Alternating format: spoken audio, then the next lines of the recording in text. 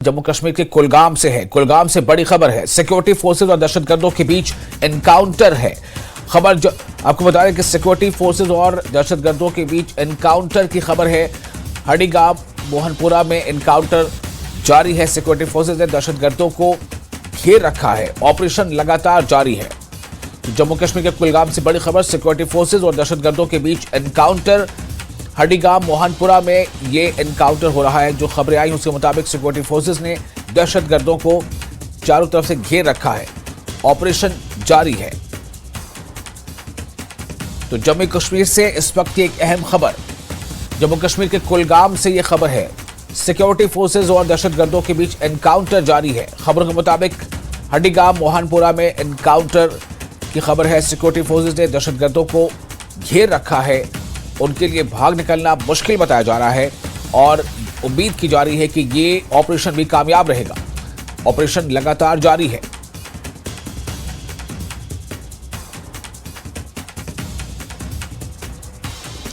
और हमारे साथ जहूर जुड़ चुके हैं इस वक्त ताजा और ज्यादा जानकारी के साथ। जहूर, क्या तफसीलात हैं इस वक्त?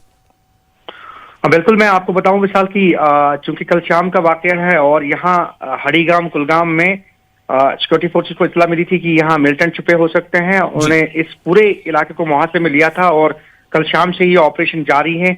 और इब्तदाई मरहले में चूंकि फायरिंग का वाकया पेश आया, फायरिंग का तबादला शुरू हुआ जी। और देर रात गई क्योंकि अंधेरा काफी था। ऑपरेशन हाल्ट किया गया और अभी भी सर्च ऑपरेशन जारी है। और जैसा कि सिक्योरिटी फोर्सेस, अगर हम फौज की बात करें, कुलगाम पुलिस की बात करें या सीआरपीएफ या दीगर एजेंसीज की बात करें, तो इन्होंने जो है पूरे इलाके को अपने मुहासे में ले लिया है। और शुबा है कि यहाँ मिलिटेंट हैं और उनका जो है ताकुब किया जा रहा है, उनको न्यूट्रलाइज करने की कोशिश की जा रही है। और मिसाल मैं आपको बताऊं कि क्योंकि देर तक फायरिंग जो तबादला था वो जारी था और बाद में तबादला जो है वो रुक गया फायरिंग का। और अभी चूंकि सवेरा होने को है और जो ही फर्स्ट लाइट या जो किरण जो रोशनी की है वो जमीन पे गिरेगी, जमीन पे पड़ेगी, तो वैसे ही ऑपरेशन जो है वो दोबारा शुरू होगा। हालांकि जो कॉर्नर एंड सर्च ऑपरेशन है वो बदस्तूर जारी है और इस पूरे इलाके को सिक्योरिटी फोर्सेस ने अपने मुहासे में लिया है।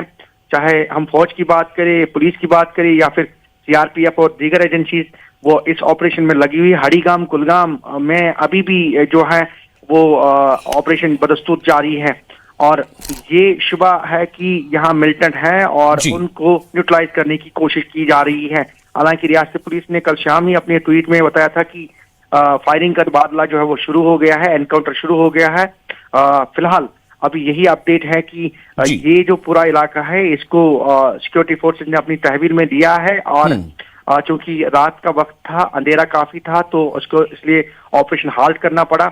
लेकिन अभी चूंकि जो है दोबारा इस ऑपरेशन को बहाल किया गया है और कॉर्नर एंड सर्च ऑपरेशन के साथ साथ जो है ये पूरे इलाके को सैनिटाइज करने की कोशिश की जा रही है सिक्योरिटी फोर्सेस के द्वारा। और ये कोशिश की जा रही है कि मिलिटेंटों को ढूंढ निकाला जाए और दोबारा, चूंकि यहाँ जो है एनकाउंटर के दोबारा जो है फ्रेश फायरिंग के चांसेस हैं, तो उस वजह से ये जो पूरा इलाका है इसकी घेराबंदी की गई है। और फिलहाल अभी ये कहा जा रहा है कि ये जो मिलिटेंट हैं वो अंदर छुपे हो सकते हैं और इनको ढूंढ निकालने की कोशिश की जा रही है। विशाल जी, जहूर, क्या कुछ इस बारे में जानकारी मिल पाई है कि जो एनकाउंटर जारी है तो इसको लेकर जो दहशतगर्द हैं उनकी तादाद कितनी है? क्या इसका कुछ अंदाजा लग पाया है? और ये जो इलाका है हडीगाम का, ये कितनी दूरी पर वाक़ है एलओसी से, या फिर ये कि जो कुलगाम डिस्ट्रिक्ट है उसके कितने करीब है ये?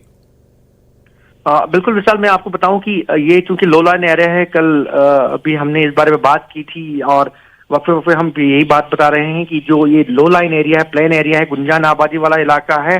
और जैसा कि सिक्योरिटी फोर्सेस को इत्तला मिली थी 2 से 3 मिलिटेंट छुपे हो सकते हैं, उनकी तादाद 2 या 3 हो सकती है। उसके साथ साथ गुंजान आबादी वाला इलाका है और कल शाम जिस तरह से ऑपरेशन शुरू किया गया ठिठुरती सर्दी में और माइनस टेम्परेचर डिप था काफी टेम्परेचर, और उसके बावजूद भी सिक्योरिटी फोर्सेस जो है वो डटी रही और ऑपरेशन उन लोगों ने शुरू किया।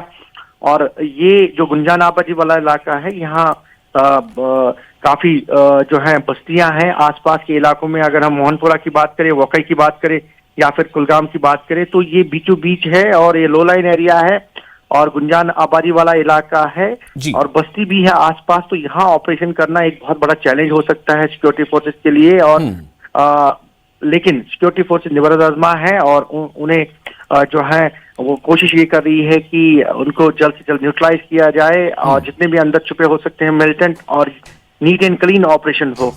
और यही वजह है कि गुंजान आबादी वाले इलाके में एक नीट एंड क्लीन ऑपरेशन अंजाम देना सिक्योरिटी फोर्सेस के लिए एक बहुत बड़ा चैलेंज रहता है। लेकिन सिक्योरिटी फोर्सेस ने अपना दायरा जो है वो वसी कर दिया है और ये कोशिश की जा रही है कि जल्द से जल्द इस ऑपरेशन को जो है वो अंजाम दिया जाए। जी बिल्कुल। तो जहूर, ये काफी अहम खबर है और मैं चाहूंगा कि आप उस पर नजर बनाए रखें। हम फिर आपके पास वापस आएंगे इस बारे में मजीद अपडेट के लिए। तो एक बार फिर आपको बता दें कि कुलगाम से इस वक्त एक अहम खबर आ रही है। सिक्योरिटी फोर्सेज और दहशतगर्दों के बीच एनकाउंटर की खबर है। कल देर शाम एनकाउंटर शुरू हुई है। हरिगाम मोहनपुरा में यह एनकाउंटर जारी है और सिक्योरिटी फोर्सेज जिसमें आर्मी और सीआरपीएफ के जवान शामिल हैं, उन्होंने इलाके को घेरे रखा है। कोशिश यही है कि जो दहशतगर्द है वो किसी भी सूरत में वहां से राह फरार अख्तियार न कर पाए।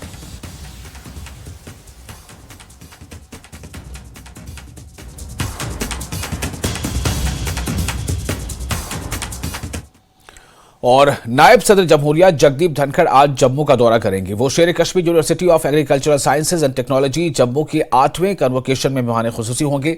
ये प्रोग्राम सुबह 11 बजे शुरू होगा और दोपहर 2 बजे तक जारी रहेगा। नायब सदर जमहूरिया कठुआ में बायोटेक स्टार्टअप एक्सपो के इफ्तिताह के मौके पर मेहमान खुसूसी भी होंगे।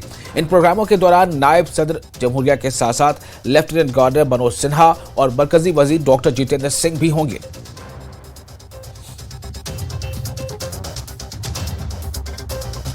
लेते हुए IIIM CSIR के सौजन्य से डिपार्टमेंट ऑफ बायोटेक्नोलॉजी ने जो उत्तर भारत का मात्र एक इंडस्ट्रियल बायोटेक पार्क है कठुआ नाम के नगर में, जो एक बॉर्डर टाउन है, हिमाचल प्रदेश, पंजाब और जम्मू कश्मीर से लगता। और हमें ये कहते हुए खुशी है कि भारत के उपराष्ट्रपति आदरणीय धनखड़ साहब वहाँ पर मुख्य अतिथि रहेंगे। उस प्रदर्शनी का वो इनॉग्रेशन भी करेंगे और वहाँ पर देश के विशेषकर जो उत्तर भारत के राज्य है वहाँ की स्टार्टअप सक्सेस स्टोरीज को दर्शाया भी जाएगा। बीजेपी के कौमी सदर जेपी नड्डा 7 जनवरी को जम्मू का दौरा करेंगे। जम्मू के दौरे के दौरान जेपी नड्डा सीनियर ओहदेदारों कोर ग्रुप के अरकान के साथ मीटिंग करेंगे। जेपी नड्डा आइंदा इंतखाबात के लिए पार्टी की तैयारियों का भी जायजा लेंगे। वो जम्मू कश्मीर में लोकसभा की 5 सीटों में से 2 ज्यादा पार्लिमानी सीटों पर पार्टी की जीत को यकीनी बनाने के लिए 2 से ज्यादा सीटों पर जीत को यकीनी बनाने के लिए यूटी में एक भरपूर मुहिम शुरू करने की हिकमत अमली तैयार करेंगे। बीजेपी इस बार अनंतनाग, पुंछ, राजौरी लोकसभा सीट जीतने के अलावा जम्मू खिते की 2 सीटें जीतने की कोशिश कर रही है।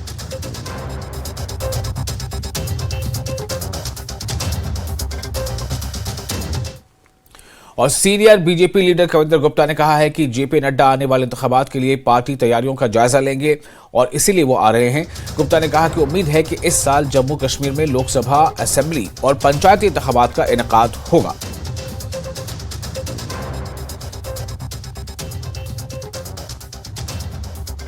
सीएम कविंदर गुप्ता हमारे साथ मौजूद हैं।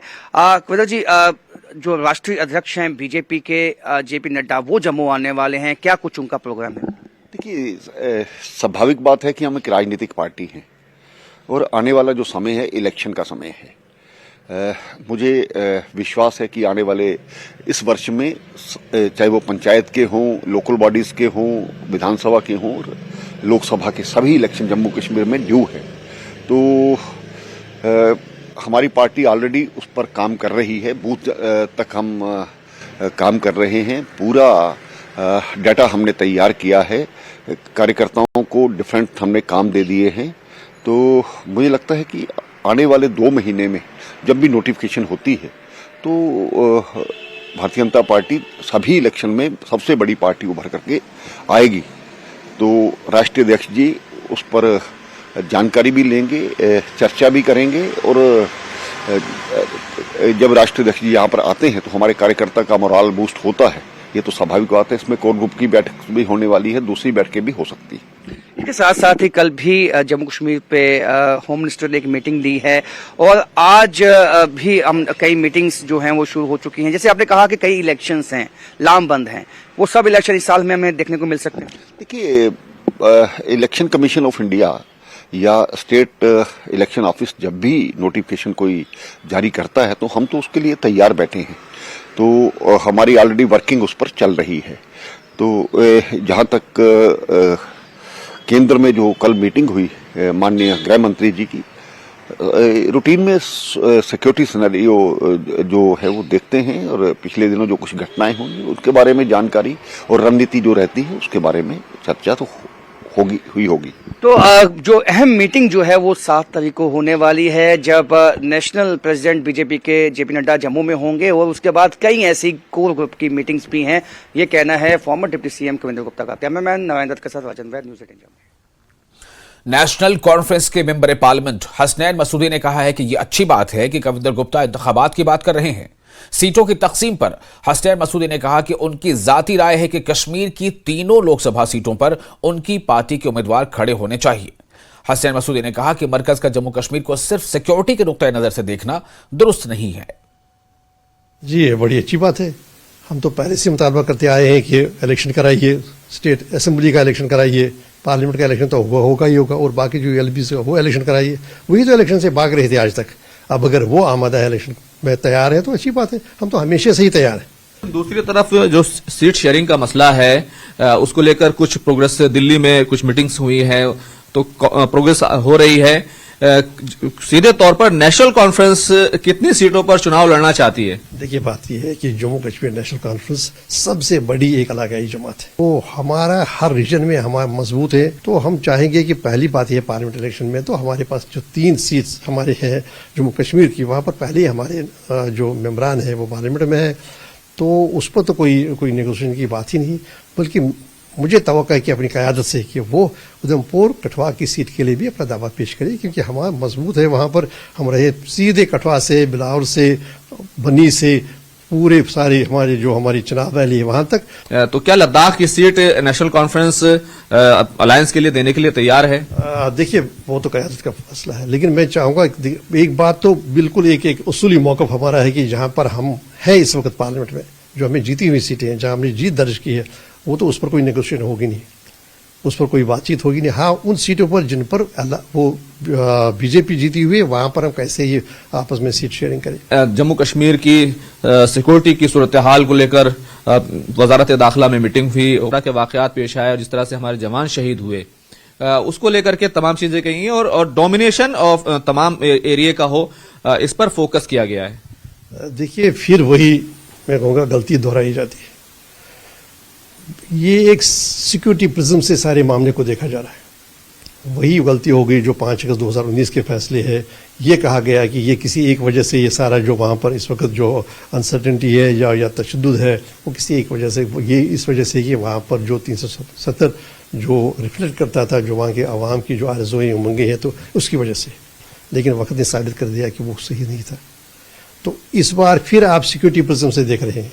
मुझे लगता है कि इसको एक सियासी सिक्योरिटी प्रिज्म के बजाय एक अप्रोच होना चाहिए। एटीट्यूड और अप्रोच में शिफ्ट की ज़रूरत है।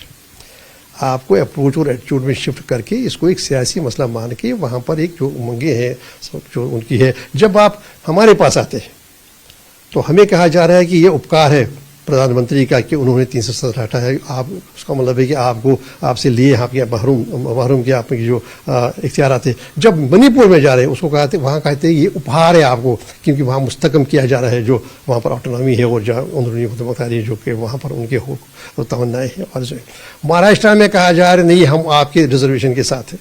अभी कल उत्तराखंड वाले चीफ मिनिस्टर ने कहा कि हम ज़मीनों पर पाबंदी लगाएंगे, यहाँ पर कोई ज़मीन न खरीदे। तो इस सारे में आप हमें उपकार कह रहे हैं, वहां उपहार कहे, मैं कहता हूं ये अत्याचार है हमारे साथ और हमारे।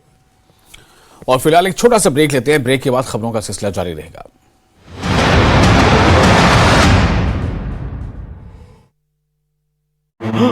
तक ने की कार्रवाई।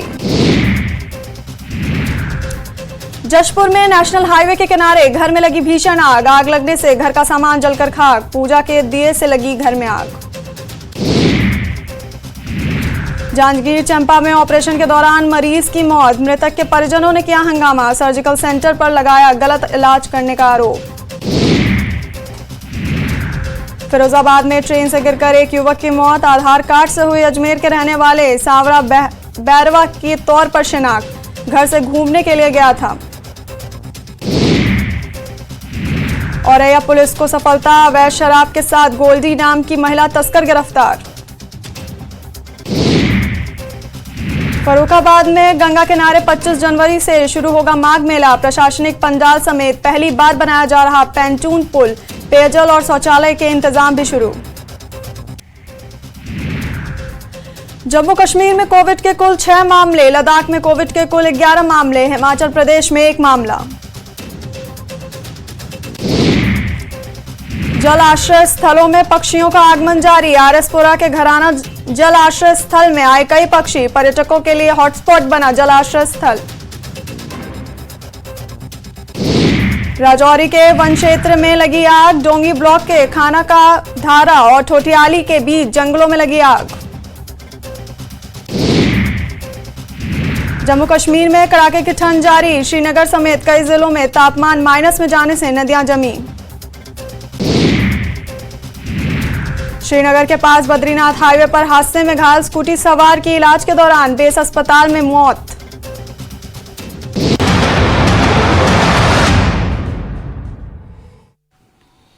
ब्रेक के बाद एक बार फिर आपका स्वागत है न्यूज़ 18 JK लिस्ट पर। आप देख रहे हैं पहली खबर। स्टेट इन्वेस्टिगेशन एजेंसी ने एक पुलिस एहलकार समेत 2 मजीद अफराद को गिरफ्तार किया है। मुबैना तौर पर दहशतगर्दी की माली मावनत में मुलव्वस सरहद पार मंशियात के सिंडिकेट का हिस्सा होने के इल्जाम में गिरफ्तार किया गया है। जम्मू के सिलेक्शन ग्रेड कांस्टेबल सैफुद्दीन और बारामूला जिले में उड़ी के साबिक सरपंच फारूक अहमद की गिरफ्तारी से इस केस की मुलजमीन की तादाद 17 हो गई है। इस हवाले से जम्मू में छापा मारा गया था। रियासती तहकीकात एजेंसी ने जम्मू कश्मीर पुलिस के selection grade police constable Saifuddin को गिरफ्तार कर लिया। पाकिस्तान से चलने वाले मंशियात सिंडिकेट का हिस्सा होने के इल्जाम में यह गिरफ्तारी अमल में लाई गई है।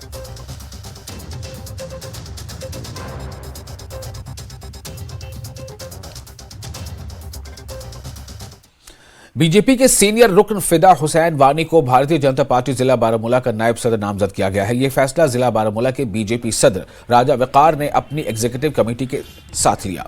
फिदा हुसैन को नायब सदर नामजद करने पर बीजेपी के कारकुनान खुश नजर आए। फिदा हुसैन ने कहा कि उन्होंने आज तक पार्टी को मजबूत बनाने के लिए काम किया है और यह अमल आइंदा भी जारी रहेगा।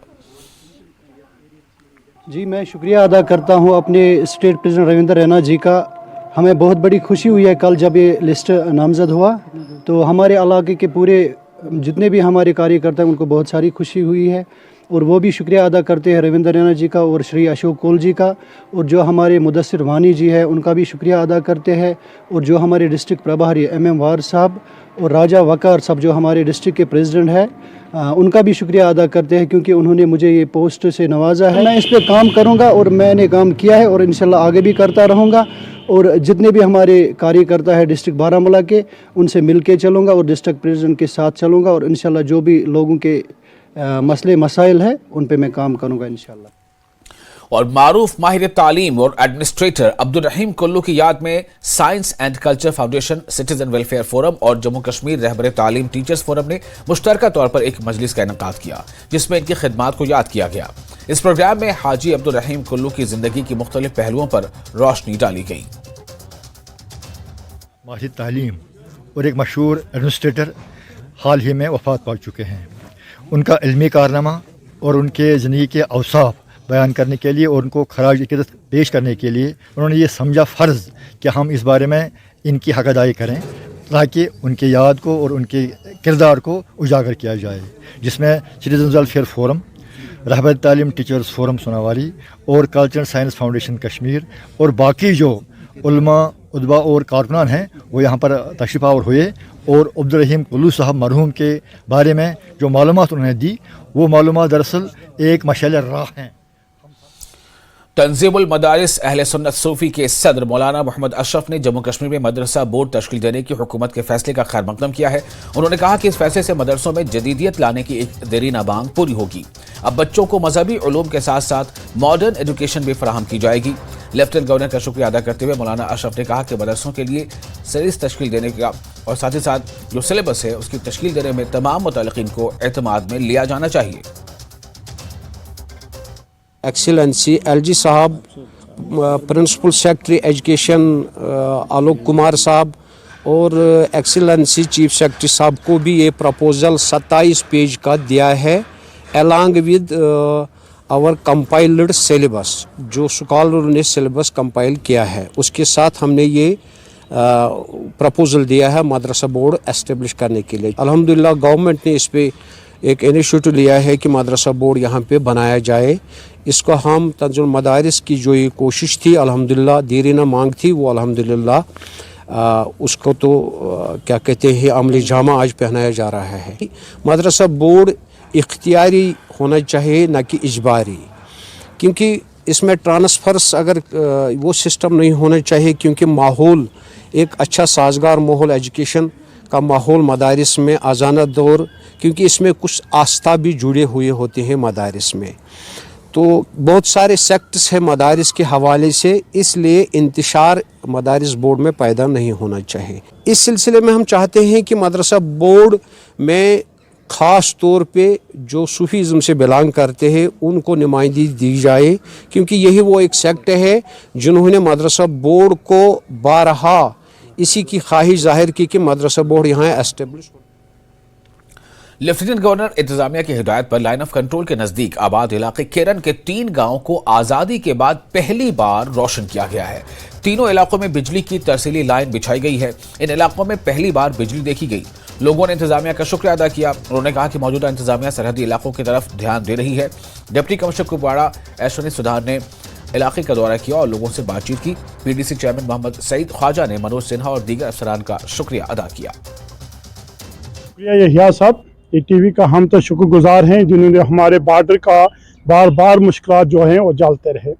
मैं शुक्रगुजार हूँ, जब से हमारा हिंदुस्तान आज़ाद हुआ तब से लेके आज तक हम इस चीज़ से महरूम थे, मगर हमारा जो तहसील बैकवर्ड केरन था इसमें जो हमारी बिजली स्टार्ट हुई उसमें काम तो 2019 में स्टार्ट हुआ। और एलजी साहब का जब से यूटी हुई और एलजी साहब का जो फोकस था वो बॉर्डर एरिया पे था। हमारी जब रोड का मसला था, हमारी बिजली का, हमारे नेटवर्क का मसला था, वो हमारे एलजी साहब ने हर बार ये जो था हमारा केरन के मुश्किलात का हल किया। और मैं डिवीजन कमिश्नर साहब का और डीसी मैम का बड़ा शुक्रगुजार हूँ जो इन्होंने फोकस रखा केरन पे। बड़ा जो हमारी मैम जी है उनके शुक्रगुजार है, क्योंकि हमारे जो हलके थे वो सदियों से, यानी 60 साल की तो मेरी भी उम्र हो गई, उससे पहले भी बिल्कुल अंधेरे में थे।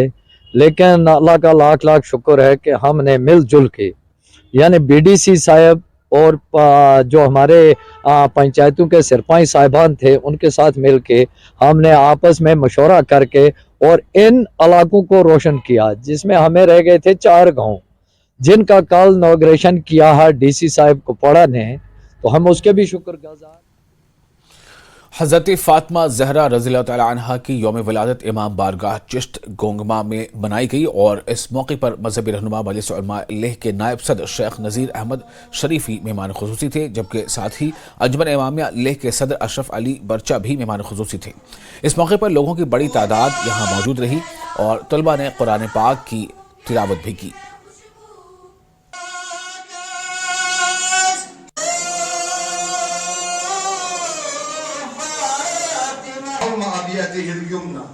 आज की इस विलादत बसादत दोख्त गरामी हज़रत दोख्त गरामी रसूल अकरम सल्लल्लाहु अलैहि वसल्लम जनाब फ़ातिमा ज़हरा सलामुल्लाह अलैहा की इस जश्न विलादत की मुनासिबत पर आप तमाम आशिकान को हमारी तरफ से मुबारकबाद पेश करते हैं।